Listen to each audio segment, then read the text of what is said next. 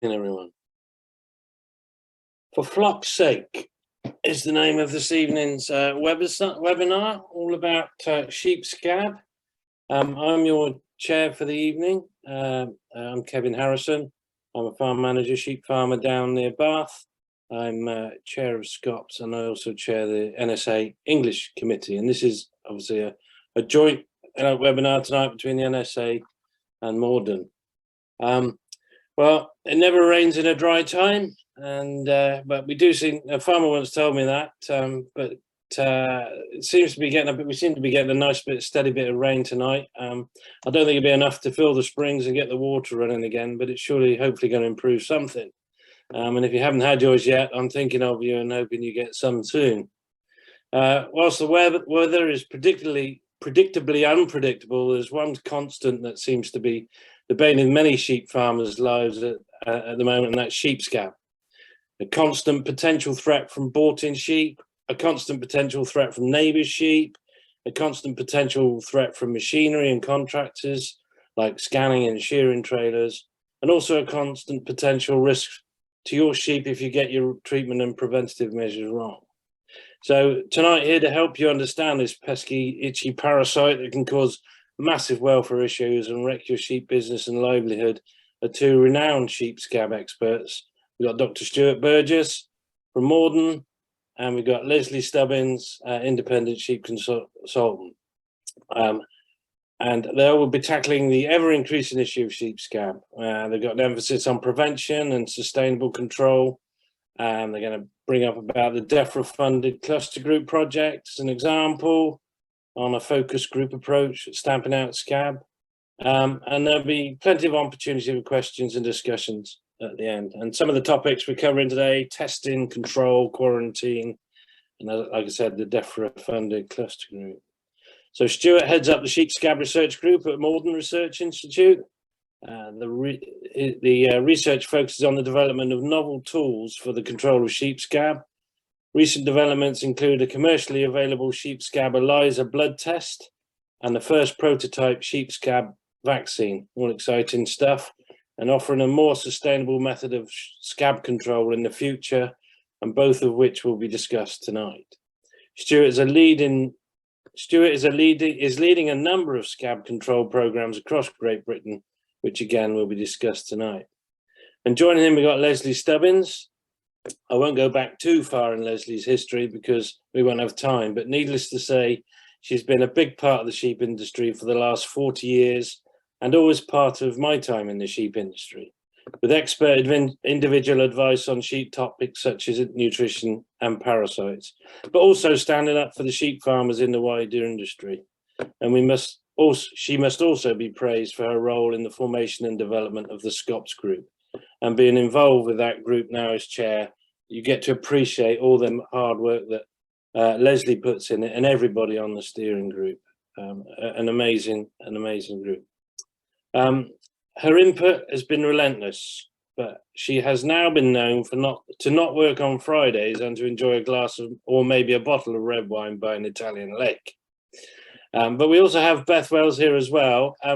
So Beth's going to be dropping, as we go through, there'll be some interesting links. So Beth's going to drop them into the chat so you can copy and paste them into your browser, or if you've got a document open, into a document or pen and paper and write them down, and you can have a good look at them and later on. And like I said, there'll be plenty of time for question and answer at the end. If you put questions, please, in the Q&A and any sort of chitter chatter in the chat, then we'll know where to find your questions. Also, Rosa advisors, if you're watching and you want to get points for tonight's webinar, then if you pop that in the chat, and I expect Nicola from the NSA can pick those up and put them forward to get your points. So that's enough from me. So I'm going to hand over to both Stuart and Lesley, and enjoy. That's great. Thank you very much, Kevin, for that intro. Can you see those slides? Perfect. Great. So I'm in the rare position of having sheep scab as my favorite topic, and I appreciate that I'm probably a group of one, maybe two or three nationwide on that front. But I think what Lesley and I are going to try and cover today are an introduction to the disease itself, where we are currently across the UK, and that will involve some updates on some of the programs that we're running across both Great Britain and in Northern Ireland as well. So I'll bring you up to date on one or two of those programs as well, and then we'll try and kind of bring you up to date on best practice advice, particularly when it comes to treatments, but also around how best to use that sheep scab ELISA test, that diagnostic test. So without further ado, I'll get started. Oh, I need you 1 second. There we go. Okay, so for those of you who don't know, and I'm sure most of you will, sheep scab's caused by this little critter here, the sheep scab mite, Rdpe ovis. It's about just under a millimetre in length and just about visible to the naked eye, but not when it's on the back of a sheep. It's nigh on impossible to find these or to be able to see them with the naked eye on the back of a fully fleeced animal. And this is the mites here on this little video, and you can see they are cunningly sheep coloured, which does make them very difficult to find down at the skin level, which is where the mites reside. And what the mites do, so I'll just come back to this video, just so you can see. So what the mites do is that they simply go down onto the skin level, and they don't bite, they don't feed on blood or anything like that. They don't pierce the skin. They simply abrade the skin with their mouth parts, and at the same time they deposit fecal pellets, and those fecal pellets contain a number of allergens, and it's that combination of skin abrasion and allergen deposition that triggers an inflammatory response. And it's that inflammatory response that generates a serous exudate, which is what the mites themselves then feed on. So they're quite clever little beasts. You know, they trigger that response for their own benefit. And then what happens is that as that exudate begins to dry out, it forms the scabs, and that's of course where scab comes from. But those mite lesions then expand, and of course the mite population gets bigger and the lesions get bigger, and then it becomes more obvious. And I'll go into a little bit more detail on that as we go. So these are some of the classic signs of scab. This is a wonderful picture by Neil Sargison at the Dick Vet in Edinburgh, but it's great because it shows you this really classical signs of scab. In the foreground here, you've got the sort of wool loss. In the background, you've got these two animals rubbing up against the gates, and then right at the back here, there's this animal, and he's doing this sort of back and neck arching behaviour, which is really classical of sheep scab, because the mites cause this intense itching, and so the sheep will do whatever they can to alleviate that. And of course that will involve rubbing against gate posts and barbed wire, whatever they can find to try and scratch that itch. But because quite often the mites reside in places where the sheep can't reach, they'll do this sort of neck arching response. And it's the same that we would do if we had an itch between our shoulder blades that we couldn't quite reach. But they also do this sort of lip smacking behavior as well, which is really characteristic of sheep scab. And this video just demonstrates that. So the mites on this animal, this is an infested sheep. He's been infested between the withers, and you can see he's doing whatever they can to try and alleviate that itch. You can see that lip smacking behavior, and you'll also now see this sort of the kicking and scratching. And quite often that's an early sign of scab, is the sort of dirty flanks and also matted fleece on the flanks. And that's really why. It's a combination of rubbing, kicking, scratching, and biting away at their own fleeces. So it's generally spread by direct contact between infested sheep, but of course it can be spread by fomites as well. And by fomites we mean anything that the animal has then come into contact with and then deposited some mites onto. So that can be fence posts, it can be handling facilities, trailers, shearing combs. There's a whole range of things that the mites can be kind of spread about on. But in reality, a lot of sheep scab is probably spread about by carrier sheep. So these are subclinically affected sheep. They're infested with the mites, but they're just not showing those signs of disease. And those signs of disease can take a little bit of time to materialize. So if we imagine that all scab lesions start like this is probably about 1 centimeter across. You can just about see these little white dots along the hairline there. You can just about see a couple of mites there. And then you can see this sort of wet exudate and then the crusting of the scab lesion. But actually what's going on here is that there may only be a few mites, may have only be one mite, one ovigerous female mite that gets onto the animal. So these graphs show lesion area on the y-axis and then the time in days post-infestation. And what you can see is that although the lesion is there, it's not really growing for this. So in this case, it's about three weeks or so. And that's because the mite population at that stage is just slowly building up. And if you go to this graph on the right, this shows mite numbers in the same animals. And you can see we start off with about 10 mites and the population stabilizes. But up until about 3 weeks, nothing's really happening with that population. And then suddenly you get this exponential growth. As the conditions become favorable, the food source is there, and the mite population then expands. And that coincides then with the lesion itself expanding, and you get this kind of more exponential growth in lesion development. And it's only at this phase here that we reach into clinical disease. And this subclinical phase can last for a very long time. It can last for maybe only a few weeks, but it can also last for months if the conditions aren't favorable to the mites growing and developing. And that's why subclinical disease can be such a real problem for sheep scab. So the mites can live off host for 16 to 19 days, and that's why they're able to be spread around on fomites.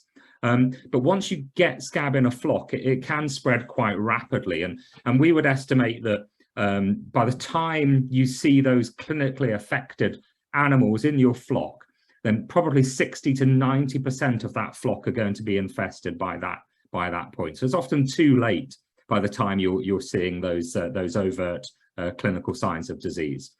Another point I'd just like to highlight, and we'll come on to this a little bit later, is that one of the main classes of drugs that we rely on for control, which are the injectables, or the macrocyclic lactones, or MLs as you may know them, they're also heavily relied upon for the control of parasitic gastroenteritis, so roundworm infections. So they're also anthelmintics. And so using the same class of drugs to cover different parasites really is just a recipe for disaster and will ultimately foster resistance in both sets of parasites. And we're kind of at we've been in that situation for a while now with the roundworms, and we are now moving into that situation with scab, which I'll come on to in a little while. I'm going to hand over to Lesley now, who's going to give you a very short history of sheep scab in the UK. A very short history, thanks, Stu. Yeah, I just thought it was worth just reminding everybody that sheep scab, and I think Stu has explained, you know, they're pretty wily critters, and they haven't been easy for us to beat. And you can see we're going back here to the 1870s. But, you know, Kevin made the comment in the introduction that it can absolutely wreak havoc with profitability. And everybody remembers, you know, if you think back to your history is any good, and you think back to the days of the priories, and when all of our wealth was built on wool, and sheep scab could bring that down very, very quickly. So we've got a long history with sheep scab, way back over the centuries, and you can see here that, you know, we've had various chances to have a go. The Second World War there, we managed to get rid of sheep scab, but we also managed to get rid of a lot of our sheep as well, which probably had something to do with it. But it's a long history, and so it has proven to be a real adversary of merit, really, that we need to try and get on top of. So if we just move on and have a look at something a little bit more up to date, then this is the sort of the numbers of outbreaks of sheep scab that we think there are in the years 1970 to 2005, and I'll come back to that in a minute. But you can see there that, and you know, we were down at somewhere around about less than or around about 100 cases a year when scab was reintroduced in the early 1970s. That slipped that a little bit. It was introduced at the beginning of this. Now, we did actually in the UK manage to get rid of sheep scab in the 1950s. So we had 15 years or so when we didn't have any reported cases of sheep scab, but unfortunately it was reintroduced. And as Stu has mentioned earlier, you know, reintroduction via bringing sheep in, poor biosecurity is how a lot of people get sheep scab, and in this case it was international poor biosecurity because we actually brought it in from Ireland in the early 1970s, and since then we've grappled with it. Now those of you you know, and we now don't really know how many cases we've actually got. But again, if you look at where we were at around about 100 reported cases a year, of course those of you who are as long in the tooth as I will remember compulsory dipping. And we had 2 periods in a year where we had to compulsory dip, and the policeman used to come along at some stages to watch that being done properly. And then we went down to a single dip. And then in 1992, it was completely deregulated.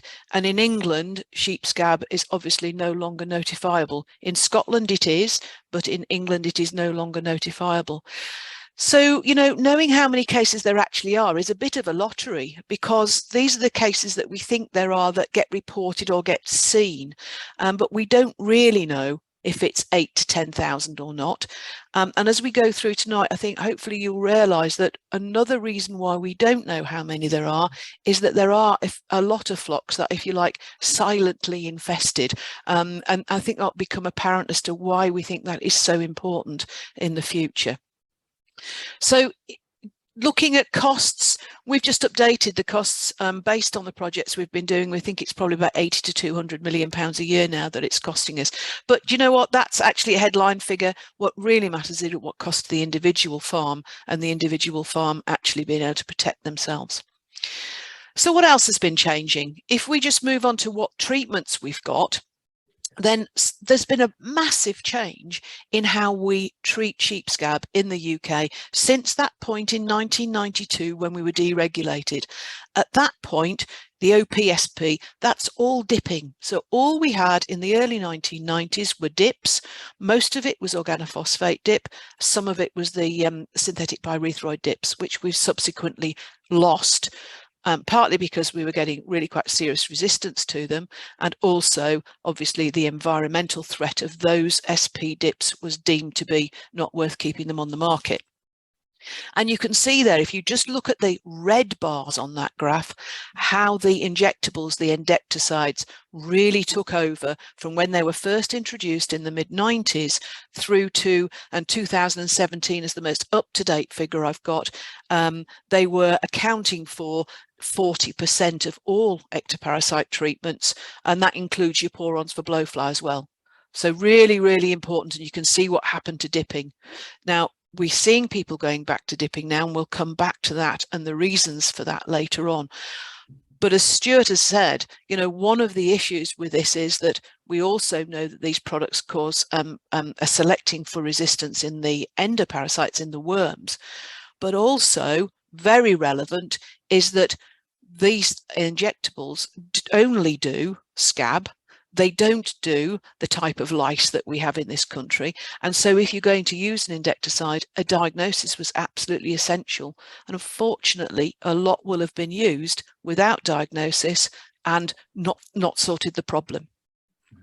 So there are only 2 types of treatment then that we've got for sheep scab. We've got these endecticides, the injectable mLs, if you like, which also treat the worms. And that has undoubtedly speeded up the amount of antibiotic resistance that we see in worms on our farms. And we've also, though, finding that scab mites are getting resistant, as Stuart has alluded to, and we'll come back to. The other way, the only other way that we have now is a plunge dip in an OP. And we'll come back to that again later on, because clearly what we've got to do is we're going to have to use those, but we have to use them very carefully. So just coming on to the diagnosis thing then, really as an intro to Stuart, going to talk to you more about the blood test. How does that fit in and how does that help us? Historically, we have only had one way of diagnosing sheep scab conclusively, and that is with a skin scrape. And there you've got somebody there taking a skin scrape from one of those lesions that Stuart was outlining a few minutes ago. So the thing there is, though, you have to wait till you get clinical signs. And as you've already heard, that can take weeks, even months before they show in a flock. And by that stage, 70–80% of the flock will be infested with sheep scab. And so it's really taken a hold. And that's one of the ways that this little beast has been able to get in front of us and really take the mickey for as long as it actually has. Now, with the blood test, if we just move on to the next one, Stu, what we've got to do is think about the fact that actually a lot of the times the sheep scab mites are hiding from us. The clinical is one side, and at that point it's really got a hold and it's in charge. But you've got 3 sheep there, they all look the same, but the one on the left has got no sheep scab, but it looks just the same as the one in the middle who's just been infested because it's been in a market next to some infested sheep, or it's been on a lorry, or it's been, next to a sheep at a show that's got sheep scab, heaven forbid. But it's recently been infested. It might just have that one female on there that Stuart was referring to. Looks completely innocent. And on the right-hand side, you've got the same sheep, but actually that's a sheep that's recovered. And it's in a flock that's had endemic sheep scab, and that flock has got quite a level of immunity now to sheep scab. So they can carry mites and not show any clinical disease. And those two, one in the middle and the one on the right, are the 2 sheep that really we can now get to with the blood test that Moredun have developed. And that has been the game changer in terms of how we can now get ahead of sheep scab. So Stuart, I'll hand back to you now to explain to us the test and how it works. Thanks, Lesley. Yeah, so the test was developed at Moredun really for the reasons that Lesley set out there. And it's a good test. The sensitivity is very high, 98%, specificity almost 97%. So that's pretty good for what is a single antigen test. And the important part is that it picks scab up within 2 weeks of an infestation, and that's before those clinical signs start to become apparent. And you saw that from the lag phase in that graph I showed earlier. So it picks it up before those clinical signs. Now we recommend you use it as a whole flock or management group test. So it's like your whole flock or management groups, depending on how you've got your sheep managed. So if it's a group of sheep that's not got any contact with any other group, then that's going to need a separate flock level test. 12 sheep required from a flock or group, and it is it's probably the sort of the main tool that has arisen over the last few years in terms of us being able to deal with scab, and it's been available commercially now for 5 years.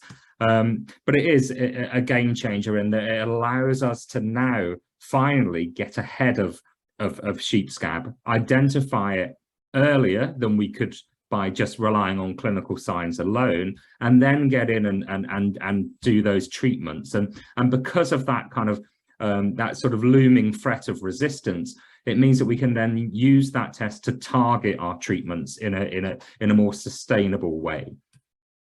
So the test works by, I mentioned that the mites deposit these fecal pellets on the sheep, and those fecal pellets contain a number of allergens, and the test is actually picking up an antibody against one of those allergens, which is called PSO2.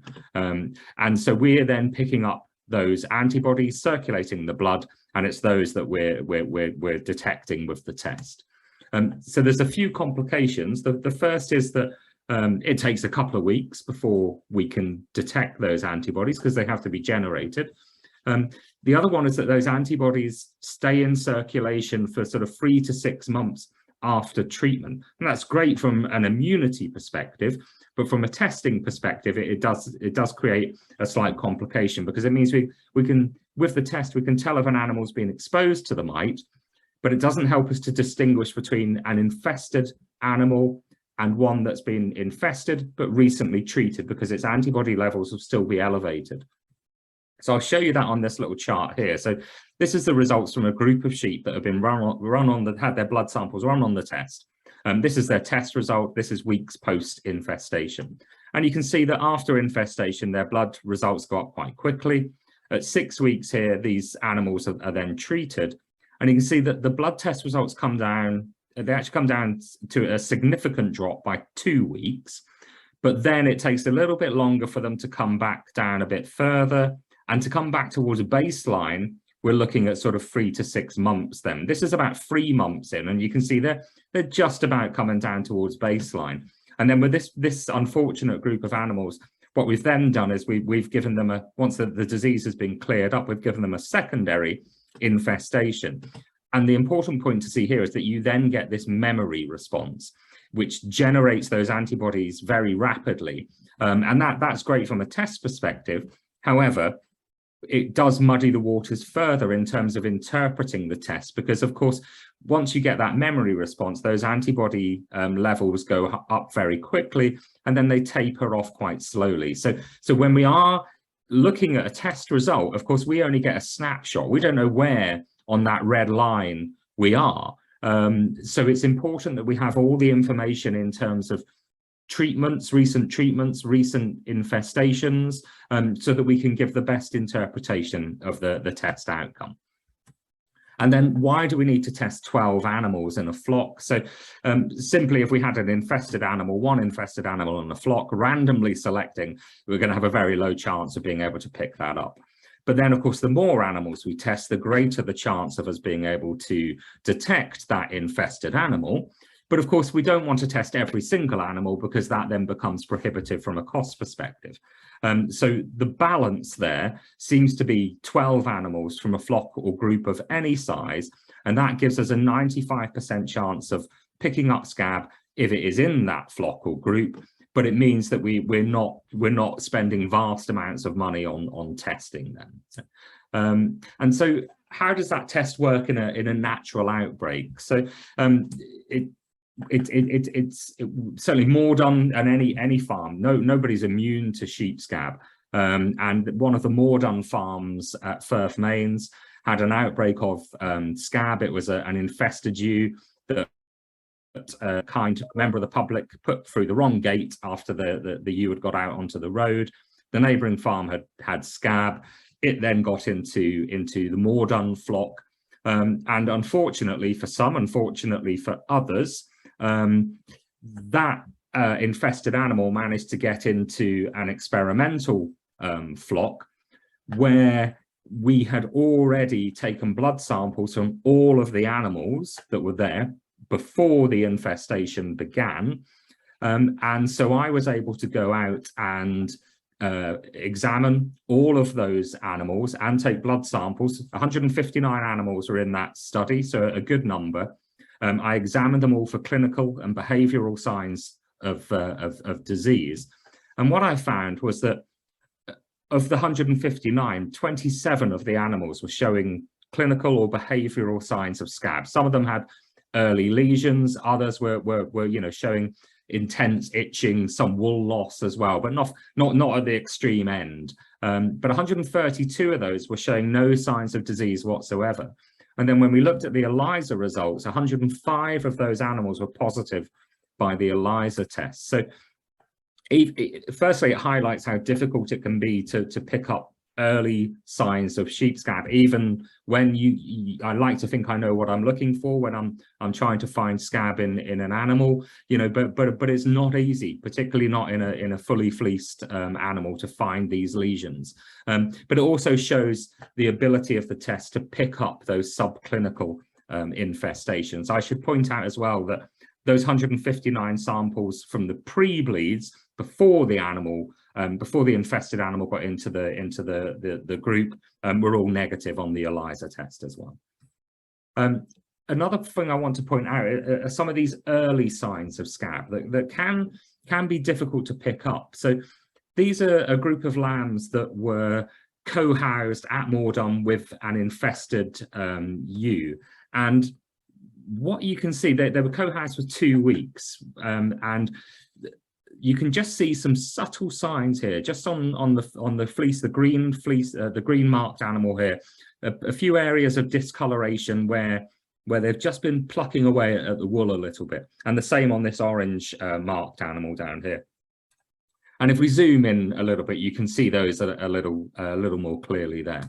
And then when we clip back the fleece, you can see a lesion here. That's around about a 50 pence sized lesion, maybe 50 to 100 mites in there, but a very active and growing lesion.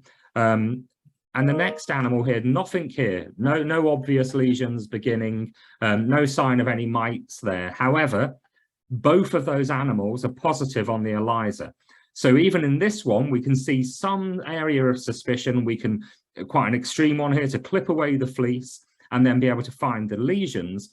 But on this animal here, we can't find anything on those obviously affected or potentially affected parts, but the ELISA is picking those up. So I think that's really quite encouraging as well. But it also highlights, you know, some of the signs that you should be looking for with scab might not be those overt signs where, you know, they've got wool hanging off of them. Sometimes they're a little bit more subtle than that. So one of the key parts about scab is that when you get it, it's going to cost you a good chunk of money. So the best policy is just to not get scab in the first place. So there's been some recent estimates for the cost of an outbreak in scab, and Lesley gave you the headline figure earlier. But if we drill into that a little bit, so based on a flock of 300 ewes, we'd estimate the cost to be somewhere between £1,000 and £2,400, depending on whether it's a lowland or upland flock. So that's a pretty significant impact on farm economics, and of course, because sheep scab is quite difficult to get rid of once you have it, we do often see scab recurring year on year. You know, so those costs recurring on an annual basis, you know, are going to make a significant impact to your bottom line. So, and when we look at the cost of treating for scab, this is a flock of 500 sheep. We're looking around about £1,000, £1,100 or so, depending on what form of treatment you're using, be that an injectable or a plunge dip. You know, so the costs are there, and they're pretty significant. So what's the testing advice for scab? So we've got this test. How do we then use it to keep scab out? So I think we have to assume that everything that's coming on or returning to your property is a scab risk, and that also applies to tups. Please, you know, always be aware of bringing tups on and making sure that you apply the same strict quarantine to tups as well, because that is a big risk for bringing scab mites onto your property. So first of all, you would keep them separate from the rest of the flock, ideally for 2 weeks. And the reason for 2 weeks, if we go back to that blood test, is that it gives us a chance, or it gives the animals a chance to develop that antibody response, because we have to assume that if they are infested, they may well have just picked that up en route to your farm or at the market. And so therefore it's important that we give them those 2 weeks to seroconvert, generate the antibodies, and then we're able to detect them. And at the same time, observe them for any signs of disease. Oh, and that should be further down, that one. I don't think I can move that. But yeah, basically what you should then do is test them after 2 weeks, test them using the ELISA. Or alternatively, you could, if it's a very high risk situation, you could go on and treat them using an approved method. So be that an ML under the advice of your vet, preferably, or also a plunge dip with an organophosphate. But of course, then if the test result comes back as negative, then you know that those animals are highly unlikely to have scab. And if it's positive, it means that you then know they have scab, and you can then use the appropriate treatment to treat those animals. But the good thing about testing is it gives us that option to not have to treat if we don't need to, which means that we can first of all, we can save money. We can maintain those chemicals, the activity, the efficacy of those chemicals in the future, when we may well want them in the future. But also it means that we can get the right diagnosis. We can get the right treatment to the right animal at the right time. And another bonus of this scab ELISA test is that it is able to distinguish between sheep scab and lice infestations. And of course, the treatments for these are different. So it is important to know what you have in your flock at a particular time.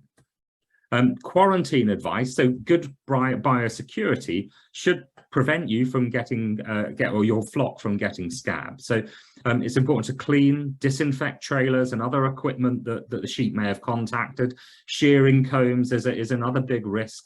These can be fairly easily cleaned just with a good strong brushing to remove any obvious material, and then simply putting the metal parts into ethanol, which will kill the mites quite well. For disinfecting trailers and fencing and so on, handling facilities, FAM-based disinfectants work well, hypochlorite-based disinfectants, or also just a good pressure washer will also do a good job of removing the majority of the risk of scab. It's all about mitigating risks. Fencing, we're mentioning down here 3 meters apart. That's the absolute ideal. I realize that in the vast majority of situations, that's not going to be possible. A meter apart, if you can, even if that's only at those high risk boundaries.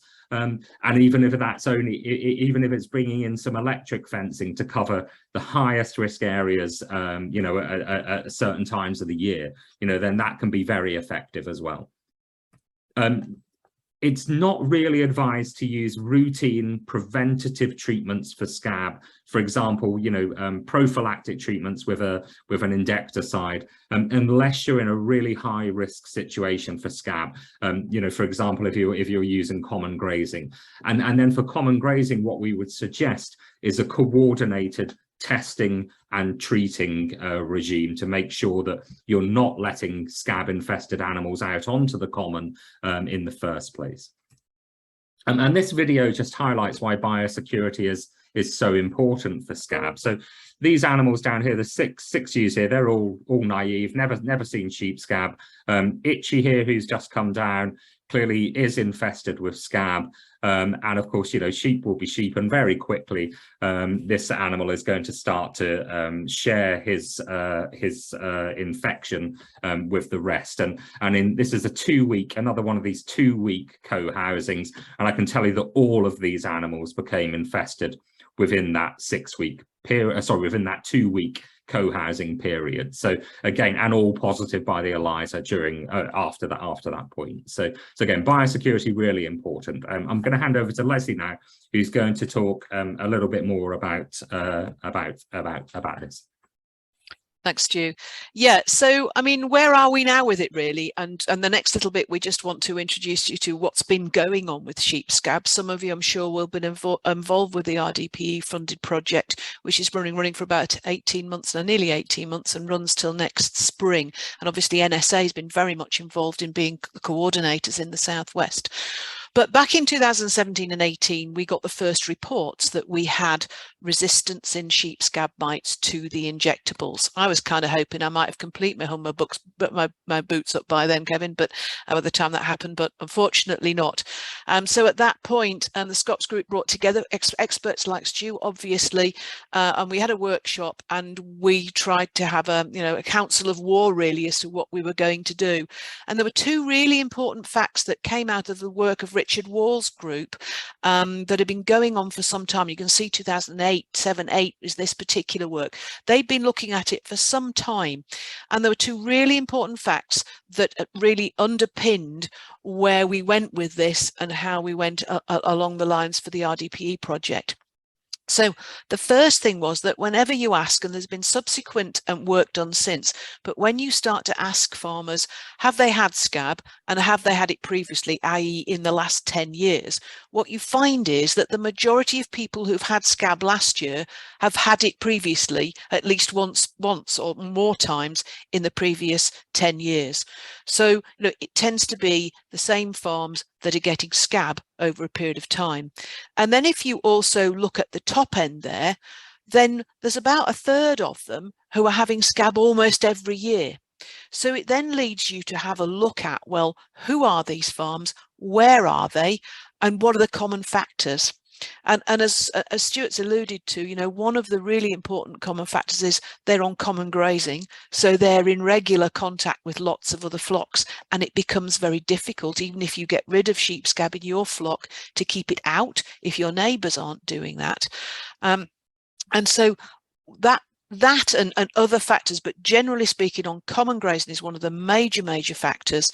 And what you find is that if you look at a map, which you'll see in a few minutes from Stu, you get to the point where there are hotspots in the country. And again, many of you will realise this, that, you know, it is going to be in the north of England. It's on the Welsh borders, Welsh-English borders is a particular hotspot, and down in the southwest as well. And that is why those are the areas that we've concentrated on. So what we've tried to do with the Rdpe project, and it's been with about half the budget that originally we wanted. So, you know, we've been very limited in terms of how much testing could be done, but it's been so successful, we think, largely because of the complete enthusiasm of the farmers and the coordinators. It's been really wonderful to see how people have bought into this and really gone for the project and put their, you know, their hearts and souls into it. This project now is running. We've got 300 farmers involved, and we're now, as you'll see at the end on one of our last slides, looking towards where we go with it now. But I'm going to hand back over to Stu now, just to explain a little bit more about how that works from a scientific point of view. And thanks, Lesley. Yeah, so the Rdpe project, or For Flock's Sake project, is really about focusing on some of those hotspot areas. But not just that, it's also about trying to bring farmers together within those areas to try and foster a sort of, you know, a cooperative effort to deal with scab. And ultimately, because of the nature of the way that scab spreads, which is often from farm to farm, it's really the only way that you can get on top of scab and prevent it from just cycling around, which is the situation we find ourselves in now. So the project is based on those hotspots, and we're working in 3 different regions here. So we're looking at the sort of, this is the Midlands, so Herefordshire and Shropshire, down here in the southwest, which is largely focused in Devon, and then in the north, which is Lancashire, Yorkshire, Northumberland, and Cumbria as well. And so the area in the north here, that's being coordinated by the Farmer Network. The Midlands is being coordinated by ADAS, and then we have our very own NSA coordinating down in the southwest. And so, just to show you what the hotspots here, how we've identified these hotspots. So this is all modelled on risk, and what we're looking at here is the density of the sheep population, and then the degree of connectivity in terms of animal movements between those properties. And we know that these are very good proxies for sheep scab. And when we overlay this particular map with our sort of known outbreaks of sheep scab, they overlay very well. So it's a very good way of identifying those hotspots that we might want to then tackle.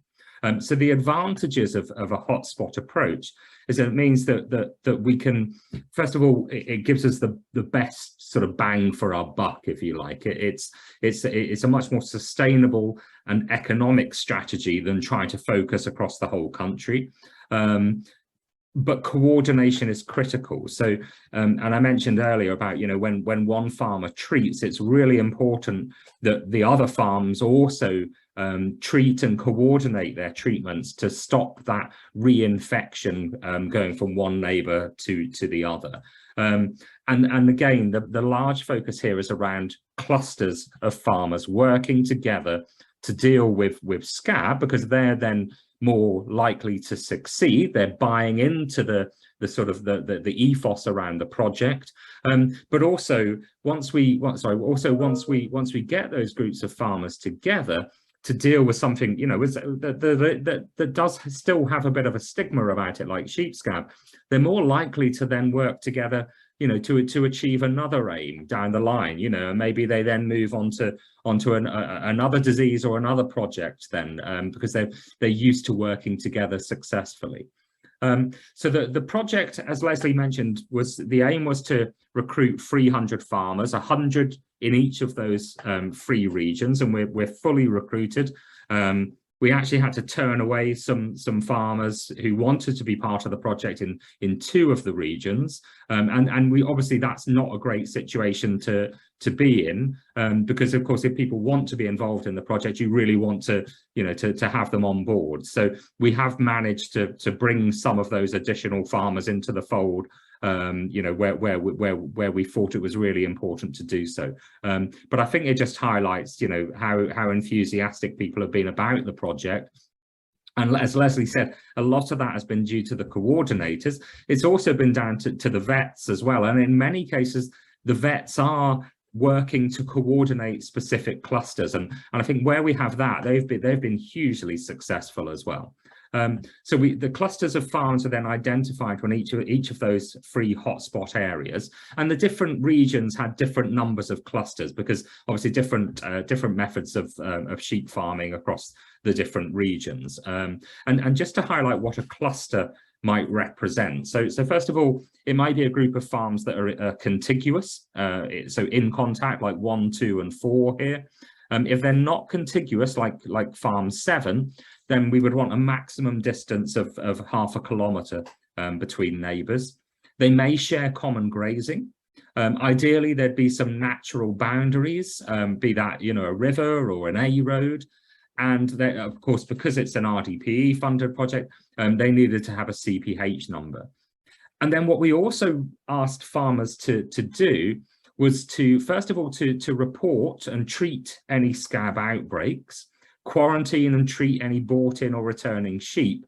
But we also asked them at those cluster meetings to share their scab status, you know, to be open and upfront about that scab status. And I think we thought that would be a big hurdle for the project, but actually, you know, that hasn't seemed to be a big problem. People have been openly talking about having sheep scab and wanting to deal with sheep scab at these cluster meetings, which has been fabulous.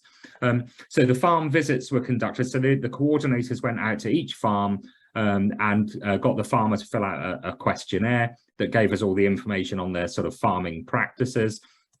Then we held those cluster meetings where we got all of the farmers in individual clusters together to discuss what we were going to do, how we were going to do it, and get the timing organised. And we've had as many cluster meetings, as many follow-up cluster meetings as has been necessary, and they're still ongoing with the project, well, just over 1.5 years in. The blood sampling was then performed from August last year, and all the testing by BioBest, and all the first round testing is complete. We're now starting second round testing as well. So we are moving along into this second year of the project. As part of the project, all the farmers get a vet advisory visit. So that's a good couple of hours for their vets to come onto farm and talk with them about, firstly, of course, about sheep scab, but also to engage with their clients and talk about other issues that may be coming up as well. And then the blood test results are then interpreted via the project team, and then fed back to the vets and to the coordinators. And then, of course, that helps them to then coordinate any treatments. And first treatment started back in October last year. We have found a lot of sheep scab. We're working in hotspot areas. We were always going to find lots of sheep scab, but the key part is that we have worked together to coordinate those treatments. I just want to quickly highlight 3 examples. So the first is from the Midlands, where ADAS have been coordinating, and here we had a farmer that didn't really want to engage with the project. You know, he bordered a lot of other properties. There was an active scab infestation in the flock, and he just was not keen to participate. And that's putting it in a rather kind way. And with that, what we've had to do, of course, is the coordinators have put in a huge amount of effort to try and bring these sort of farmers on board, and also working with their peers to try and do so. And in many cases that has worked. Of course, in some cases it has just not worked, and we haven't been able to get them on board. And what we've been able to do in those cases is just use as much testing capacity as we can to try and work around those individuals. But I would say they're very much few and far between, which has been a positive. In the north, where the farmer network are coordinating, there was a cluster of farms that weren't sure they really wanted to engage in the project. They'd had Scab on this area previously. They didn't think Scab was a problem at that particular time, although, as I said, there was a history of Scab there. That we did convince them to come onto the project, and I'm quite glad that we did, because then you'll see from this, these are some of the different clusters from that northern region. And actually what you can see here, this is percentage positive at the first test, and that particular cluster had nearly 67% positive flock. So really important that we managed to get them on board. But it just highlights that if you are relying on what you see there and then in terms of clinical signs, it doesn't always give you the full picture of the Scab in that area. And then another one to highlight in the southwest. So here we had a suspected case of ML, or injectable resistant Scab mites, following repeated treatment failures. And I'll come on to that in a little while, but just to highlight that actually we have now confirmed that those were resistant mites, and they have now been dealt with. I'll come on to that as well in a second. And then I'm just going to hand over to Lesley, who's going to cover treatments, and I apologize for the small writing on this, but I'm sure we can work through it with you. Okay, thanks, Stu. Okay, so just quickly then, so because I'm conscious that that time's going on for us, just go back to the treatment side of things as well, because, you know, we do only have, as we've said, the 2 lots of treatments. And we've at the top there, you've got the 1 plunge dip, the organophosphate, diazinon, and then all of the others are the ML injectables with various different properties. Some have got some persistence. Amoxidectin obviously has got some persistence, the others haven't. So, you know, there's some really important things that we need to do when we're using those in order to get the best treatment that we're going to. But we now do have resistance to those. And so, you know, I'm going to hand back to Stu for a minute just to explain what that is and how that's spreading, and perhaps the good news about the OP dip. And then I'll come back to you, I think, in terms of best practice, because I think it's really important that we understand now what we've got to do to keep on track with this, given that we've got so little in our armory against it. Yeah, that's great. Yeah, so a few years ago, back in 2016-17, there were some reports of persistent treatment failures for Scab treatment using the MLs, and a lot of this was around the sort of English-Welsh border region. So there were 4 farms selected, 2 in West Wales and 2 in Herefordshire, and this was all run by Richard Wall's group at Bristol, and also with Sian Mitchell at APHA. And the efficacy of the ML was then tested on these mites in an in vitro assay. Moredun provided susceptible mites, because we have a lovely susceptible mite population. And that's a really important control for these studies. And what we were able to demonstrate that was, first of all, resistance in the mites from all 4 farms, which is really quite concerning. And that's the first quantitative evidence of ML resistance in these mites in the UK. And we've now confirmed that resistance is to all classes of MLs. And we now have evidence of further spread of that across the UK. So when we look at the lack of efficacy reports that sort of started all of this, this is where those reports initiated around the English-Welsh border region. And if we look at where we are now, you can see that these are the strongly sort of confident lack of efficacy reports, and we can see that they are now spreading, you know, widely across the UK. It's still rare, you know, it's by no means the norm, but it just shows that those resistant mites are spreading. One encouraging point that Lesley alluded to there, which is really important, is that those resistant mites, and we've shown this now at Moredun with some experiments, is that those resistant mites can still be controlled using an organophosphate plunge dip. So the OP still works, and we can then revert back to that in order to tackle those resistant populations as and when they arise. I'll just go back to that treatment slide for you, Lesley, if you wanted that. Okay, thanks, Stu. Yeah, so really just to finish off now, and really emphasize this now. So we have got resistance coming in the injectables. At the moment, the number of cases is probably relatively small, but we're hearing more and more of it. Just because they haven't worked very well doesn't always mean it's resistance. Of course, you need to be careful. Very often, apparent treatment failure with the endecticides is simply that you've missed the odd sheep. So you've got to be careful that you've followed all the instructions absolutely right. But if we can just wind on, Stuart, to the past that one, that's right, that's brilliant, thank you. What we've got to do now, of course, is it's great that we know that these resistant mites can be killed by an OP dip, but we've now got to make sure that we use the OP dip properly at all times, and that means that you have to plunge dip with it. It is not illegal is a strong word, but the OP dip is only authorized legally to be used as a plunge dip. It must not be used through a shower or jetter, and that doesn't matter whether you're intending to use it for blowfly or for lice. It is not licensed to go through those types of kit, and if we insist on carry on doing that, then we are potentially going to lead to resistance in the OPs.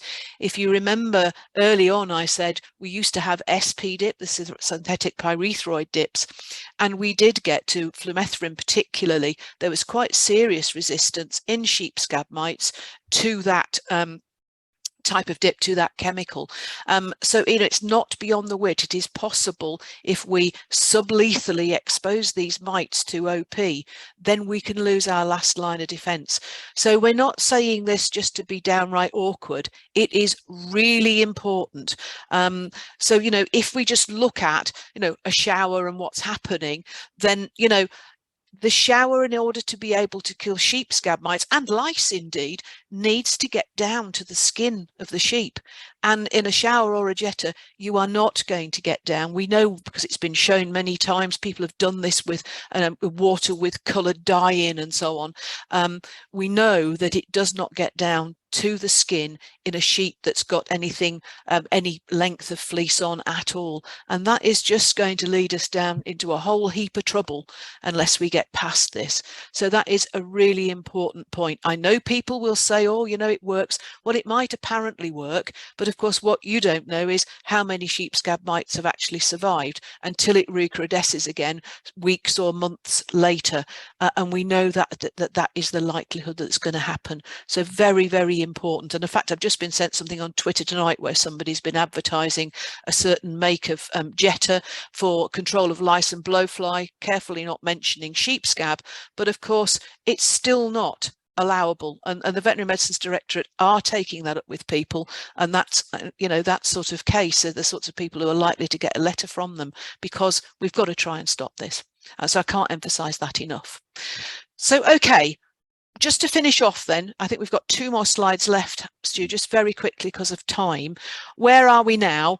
Just to summarize really, we had a brief history. It's a long history. It's a long history with sheep scab. It's endemic.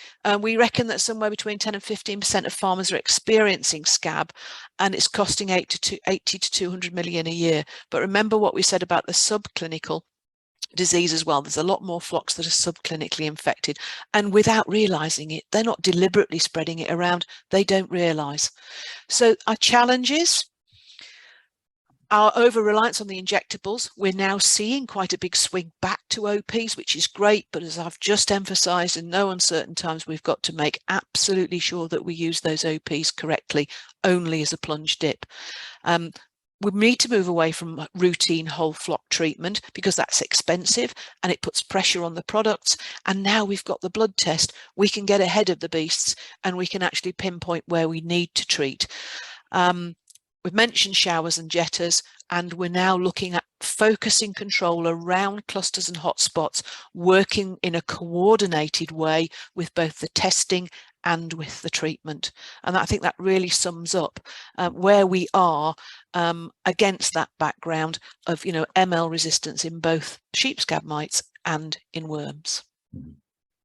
And then finally, it's you know, where do we go from here? What does the future look like? So I think what we're trying to work on now is to raise awareness of Scab and make sure that we're getting out those messages around best practice control, highlighting the importance of coordination, and we're doing that a lot through these projects that we're running in various parts of the UK to show how that can be successful.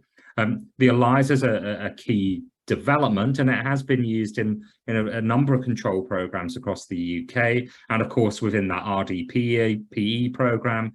It'll be used in Northern Ireland. I suspect it will play some role in the Welsh program, and we're hoping that a Scottish program will move forwards this year also.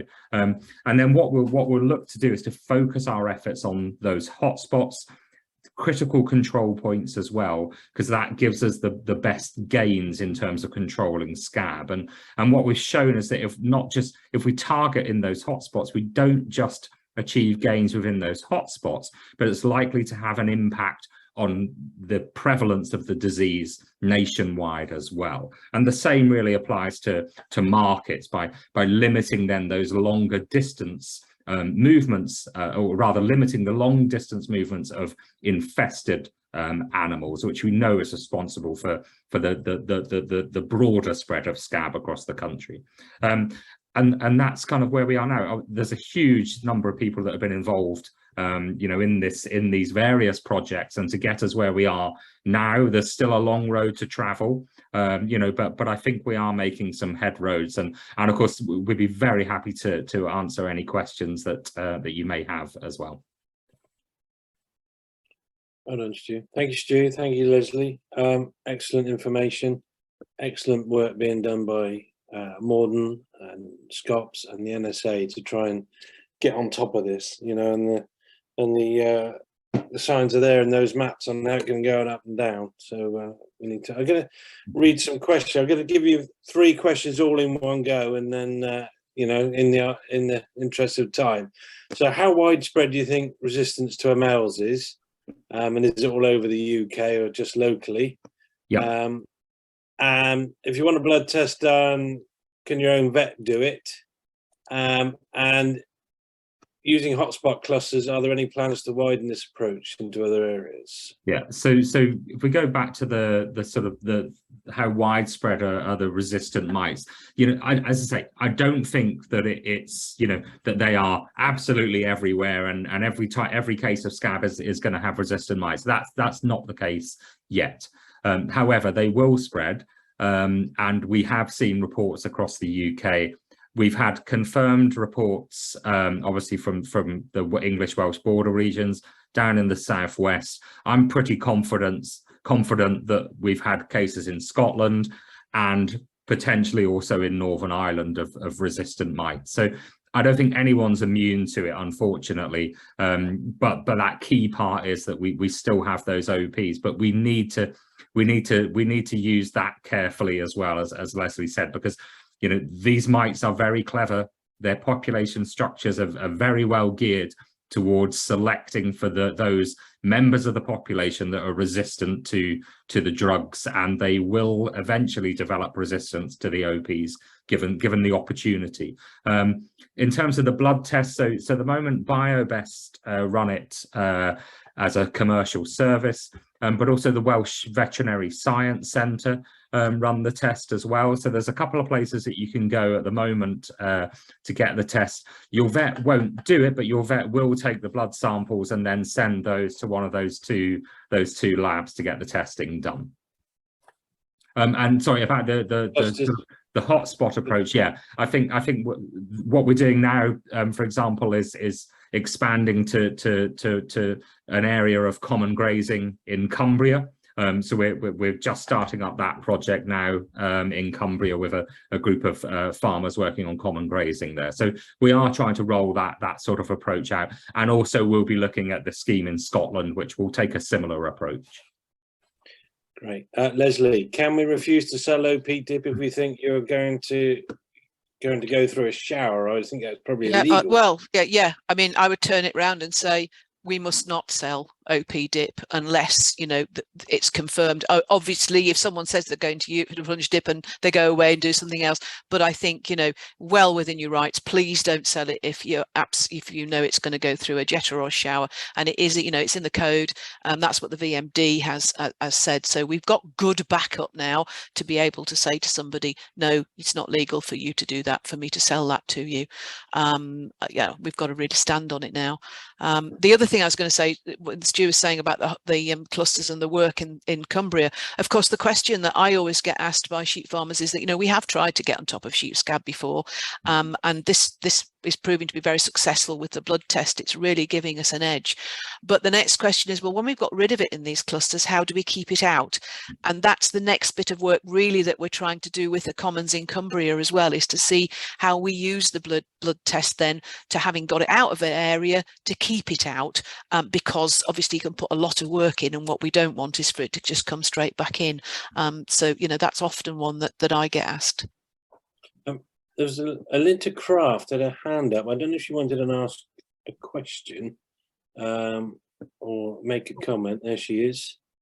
Alinta, I think if you take yourself off mute, we'll be able to hear you.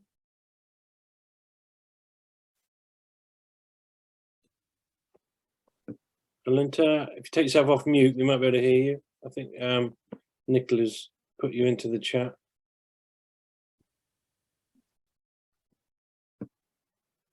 No, one last chance. If not, you'll have to type it into the comments. It looks like you're on mute here to me. Another one here whilst we're trying to get her there. From Owen, do you have yearly dipping? Do you think yearly dipping is advisable, linked in with other problems like fly strike, to reduce any infestations? Or is there a risk of overuse? Well, I think, you know, what we're trying to do now is to target that. I mean, I know some people do still like to do routine dipping, and obviously in some cases, particularly where you've got hill sheep, you're a bit limited when you can do that. But what we're trying to do now is to target the treatment to when we need it and not when we don't. So, you know, for blowfly control, we have got IGRs, the insect growth retardants, and the cypermethrins. So we've got other ways of being able to control blowfly. So we want to try and get away from blanket treatments if we can, but there are going to be some circumstances when that's going to be required. It's when it's necessary. So we never say never, but, you know, make sure you need to do it. And the blood test is one really good way that we can use. One last one then, because I know we're run over time already. From Sean. To encourage while ML resistance in mites is a problem, unlike resistance in worms, if you can treat successfully with an OP, then you can remove all the mites from a farm. Yeah, I read that wrong. It's a really good point from Sean there. That, yeah, I mean, you know, it is different. The resistance in these mites is a different problem to ML resistance in nematodes or worms, because, you know, once you have these resistant mites, because their whole life cycle is on the sheep, by effectively treating them with an OP, you remove the mites, you remove the resistant problem, because these resistant mites aren't then in the environment, unlike nematodes. So it is a silver lining at the moment, but we have got to be very, very careful how we use those OPs in the future. And some of the horrors of showering, you know, I think are just a recipe for disaster as we move forwards. We really do need to keep those in our armory. Yeah, we do. And also, I think, you know, whilst we can get rid of those ML resistant mites, it's still not a reason for us to ignore the fact. You know, it's not a reason for us to be blasé about it because of the worm situation. You know, we've got to try and move away from relying heavily on these endecticides, and never ever use one for sheep scab unless you've got a diagnosis, a proper diagnosis by either skin scrape or by the blood test. Absolutely never. Mm-hmm. Yeah, it's one of the biggest discussions I have with people is about the use of showers and who are using them and don't quite understand why they shouldn't be used. But, you know, we just need to get it across to them, don't we? Mm-hmm. But great input from all of you. Thank you very much. Thanks, Nicola, behind the scene of the NSA, and thank you, Beth, for putting information in the chat. massive thank you to Stuart and Lesley for not just tonight, but all the effort they put in to trying to control and get on top and understanding sheep scab all year through. I mean, we really are understanding sheep scab now, and how, you know, there's some great tools there to help us make the right decisions. And there's some great information on the SCOPS website on the quarantine control and the best practice and in the technical manuals. You know, we're starting to understand our responsibilities. All of us in the industry, from farmer to prescriber, has to take those responsibilities serious and do everything right. You know, we also need to understand how to approach others who don't see the importance of dealing with scab. They might be scared of dealing with scab. They might be afraid to talk about it. They might be belligerent. But we need to find a way to get through to them, and so that dateline that Lesley came up with at the start when we went back into the Boer War, you know, we're not the generation that allowed it to get out of the way. We can be the generation that brings it down and hopefully tries to eliminate it. So I think a joint up approach from everyone should work well. But thank you everyone for your input tonight. Thank you everyone for joining us, and I believe there will be a recording of this available at some stage on the NSA webinars page. But again, thank you very much and enjoy your evening.